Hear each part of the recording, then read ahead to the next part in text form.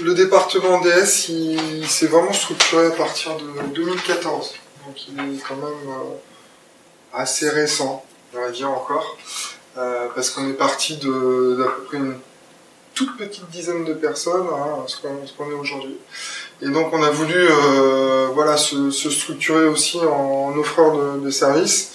Alors même si c'est du service d'expertise, hein, c'est un peu particulier. Et on a profité d'un contexte qui était un petit peu nouveau, de refonte de l'AVP, de refonte de la recette, et de ce processus ISP qu'on a décrit tout à l'heure qui arrive.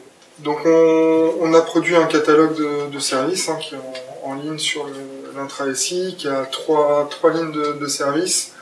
Une première ligne sur tout ce qui est expertise, une deuxième ligne sur tout ce qui est audit et une troisième ligne sur ce qui est sensibilisation et documentation. On vous demande donc de nous solliciter et toutes les semaines on a une réunion le mardi matin qui traite toutes les demandes qui nous ont été faites. Donc les managers de division DS, avec on a nommé des pilotes projets. Et donc il y a une mécanique voilà, de traitement de toutes les demandes qui arrivent soit par les CSDA, les CEDA, les DATM, ClearQuest et compagnie. Et donc on s'organise au niveau de toutes ces demandes pour affecter les bons experts et les bonnes façons de travailler sur les projets. Donc voilà, donc là on a les expertises parce qu'on peut avoir, alors techniquement on peut faire une demande d'ISP, on peut faire une demande plus orientée architecture, une demande plus orientée méthodologique, ou bien vraiment une expertise technique très ciblée. Bon, ça pour l'instant c'est ce qui existe, ça va être refondu pour être plus simple, pour vous dire j'ai besoin d'accompagnement projet, que ce soit pour une expertise pointue, détaillée, une analyse de sécurité, ça va évoluer. Par contre la ligne sur les tests et audits elle va rester, et puis celle-là elle existe, mais bon elle est très peu sollicitée. En général on vient rarement nous voir en nous demandant j'ai besoin de sensibilisation de sécurité. C'est plutôt nous qui nous poussons dans ce sens-là, donc bon, on la garde.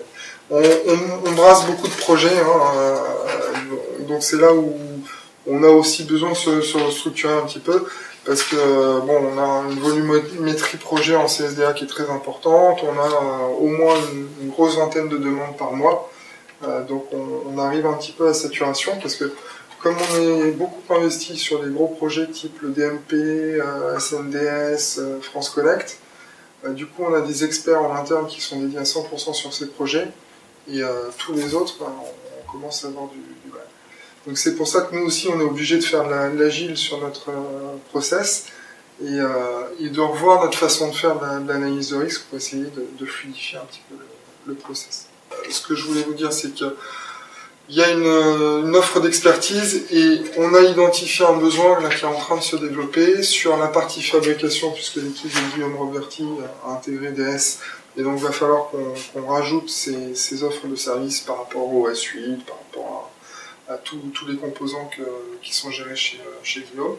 Et puis on intègre un petit peu maintenant la sécurité opérationnelle, notamment tout ce qui est bastion maintenant, ça passe par ClearQuest. Donc avec le RSSI de DPRA, on a monté cette offre-là dans notre catalogue.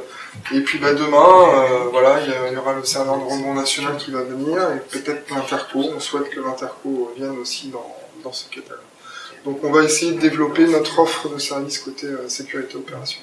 Donc on l'a dit tout à l'heure, hein, dès que vous avez un besoin d'expertise, voir le catalogue et puis passer par l'outil ClearQuest pour nous adresser une demande. Et nous, tous les mardis matins, voilà, on traite l'ensemble des demandes et on se les affecte pour les prendre en charge.